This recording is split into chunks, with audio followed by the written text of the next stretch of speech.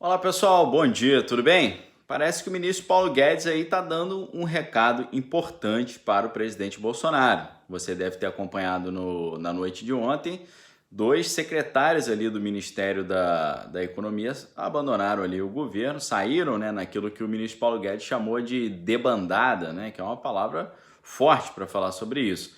Mas no meio dessa situação toda ali, né, o secretário Salim Matar reclamando, dizendo que não estava conseguindo fazer as privatizações que ele queria e por aí vai. Tem muita coisa ainda que a gente vai ter que analisar com relação esses argumentos, essa saída, para a gente entender depois como é que os jogos de poder ali dos bastidores influenciaram essa decisão e interferiram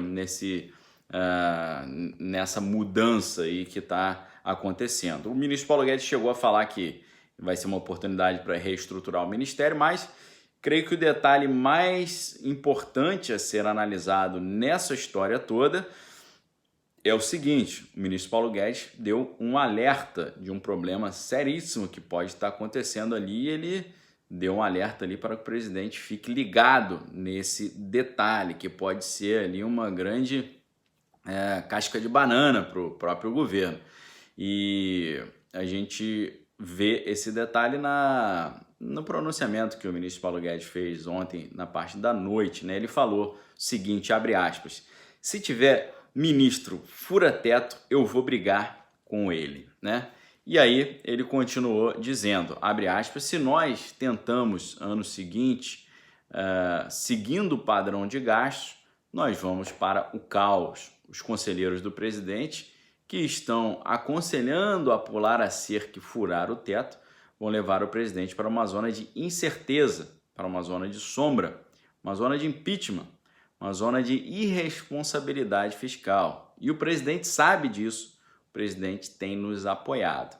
Então o ministro Paulo Guedes aqui, ele diz que o presidente está ligado nesse detalhe, está ligado aí nessa questão, nesse perigo, mas ele faz parece que ali uma ressalva, ou ele ressalta essa cobrança desse alerta, né? Utilizou palavras fortes, né? Incerteza, zona sombria, zona de impeachment, zona de irresponsabilidade fiscal, né? Porque a gente não pode esquecer que na última gestão que tivemos, exatamente por essa questão fiscal que ficou configurada ali a base para o impedimento, né, da presidente Dilma. Então, o presidente tem que ficar muito atento com relação a isso, porque se antes dessa crise sanitária o orçamento já estava bem enxugado, imagina agora com esse orçamento todo aí que foi gasto para tentar não só dar infraestrutura hospitalar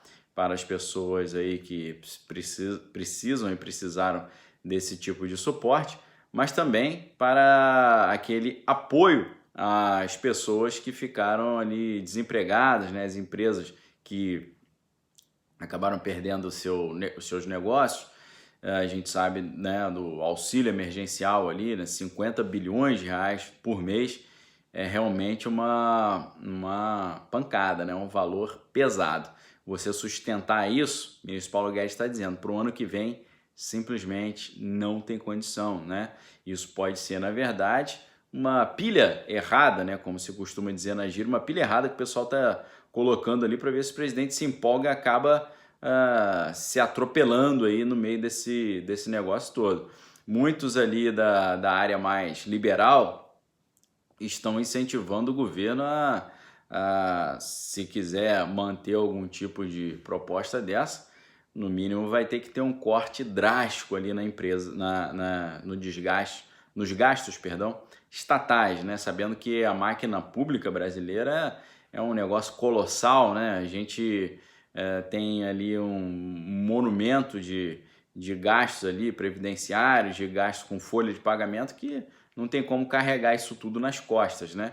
É a mesma coisa que você ter uma família e você ter, por exemplo, dois cenários, né? Deixa eu dar uns dois cenários aqui para você entender.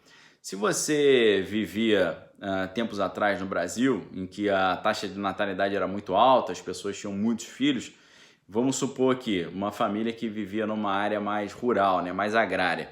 O pai ali tinha um monte de filho, né? É claro que filho gera despesa, mas ao mesmo tempo ele tinha mais filhos, às vezes ele tinha um aumento na sua força produtiva, né? Os filhos ajudavam o pai e iam ali fazendo com que até a produção ali da fazenda pudesse aumentar, né? E esse aumento de pessoas conseguia ser convertido num aumento de ganhos. Agora, numa situação de hoje, né? Você imagina um pai de família aí, de uma família urbana, contemporânea dos dias atuais, um cara que tem 10 filhos, como é que ele vai arrumar escola para esses filhos todos, né? Ainda que estude num colégio público, e as despesas de deslocamento, as despesas de remédio, de médico, né, de roupa, ele é insustentável, né? Ninguém consegue hoje isso. O Estado brasileiro é mais ou menos isso. É um pai que tem, não 10 filhos, é um pai que tem 50 filhos dentro de casa, não tem nem mais lugar para guardar, botar os filhos, a criança dorme uma por cima da outra. Um gasto fenomenal de comida, porque, querendo ou não, eles podem até estudar numa escola pública, né? Ter ir num ônibus ali tendo um deslocamento facilitado, entre outras coisas, mas comer todo mundo vai ter que comer, né? Como é que sustenta isso? É insustentável, não tem como sustentar. Então, o Estado brasileiro, se quiser chegar no ano de 2021, tendo ali o mínimo de estrutura para conseguir tocar os projetos, né? Vai ter que fazer uma reforma tributária bem amarradinha e vai precisar rever essa questão aí desse colosso estatal, né? Porque geralmente no Brasil a gente se vangloriava, né? Temos as leis trabalhistas, né? Uma conquista e tal, né? A consolidação das leis trabalhistas. Poxa, que estranho, né? Nos Estados Unidos não tem essas garantias de fundo de garantia por tempo de serviço, né? Férias remuneradas, licença de saúde remunerada e tal, essas licenças todas. Poxa, né? Graças a Deus, lá nos Estados Unidos não tem, mas graças a Deus aqui no Brasil tem. Mas aí que está o detalhe, né? Ao contrário dos nossos professores de história que nos ensinaram que essas garantias são todas maravilhosas, né? Sempre ali, estatisticamente, professor de linha mais esquerdista, né? Valorizando as medidas populistas, né? Mais assim, popularescas, eleitoreiras, né? Sempre nos incentivaram a achar isso como grandes conquistas, né? Mas quando você olha, você fala, o país mais rico do mundo não tem esses detalhes todos, né? As conveniências ali do contrato de trabalho são definidas no próprio contrato individual, né? Não tem essas garantias todas, porque você vai ver no final das contas, para você contratar um funcionário no Brasil hoje, você gasta o dobro do valor, né? O salário dele mais o dobro que você paga de encargo. E aí, isso é o que faz a gente ser aquilo que eu chamo de uma banquisa tropical, né? Que é uma pedra de gelo que está no sol, mas não derrete de jeito nenhum. Por que não derrete? Porque não tem como derreter. Como é que a gente vai tirar esse peso das nossas costas, poder andar para frente e sobrar dinheiro para investir naquilo que faz a diferença entre um país que parou no tempo e um país avançado, que é educação, ciência e tecnologia e as estruturas básicas, né, como o próprio saneamento, aí que está um grande debate aberto ainda. A gente só vai ter dinheiro para investir nisso quando a gente começar a cortar esses gastos, né? É a mesma situação, por exemplo, para ficar mais simples para você entender a analogia, de um jovem que tem tudo para crescer, mas ele gasta todo o dinheiro que ele tem para ir para o trabalho e com alimentação e tal, não sobra nada para ele investir estudando inglês, para ele investir fazendo um curso legal, para ele se qualificar para poder crescer ou para ele abrir uma empresa. Então é uma situação semelhante, né? O Brasil é uma situação semelhante de um jovem que tem um grande potencial, mas ele não tem tempo livre, nem pouco dinheiro sobrando para investir em si mesmo, né? No seu próprio progresso. Essa é a realidade do Brasil aqui, a grosso modo e mal comparando, né? Fazendo uma caricatura aqui com uma situação mais cotidiana, familiar e individual. Então, pessoal, fico alerta aí do Paulo Guedes. Ele diz que o presidente sabe disso e que ele tem apoiado ali o Guedes, mas a batalha é grande, porque a gente sabe que diminuir o número de estatais, você diminui o número de possibilidades de cabide de emprego, né, e negociações políticas, né? Então tem grandes setores ali que não vão se empolgar muito com essa ideia de reduzir a máquina estatal, mas deixou de ser um luxo para nós brasileiros, se tornou uma questão de sobrevivência, principalmente nesse cenário pós-crise sanitária que a gente vai ter que lidar com ele agora a partir do ano de 2021, tá bom? Pessoal, esse é o recado que fica aí para vocês, a nossa reflexão de hoje.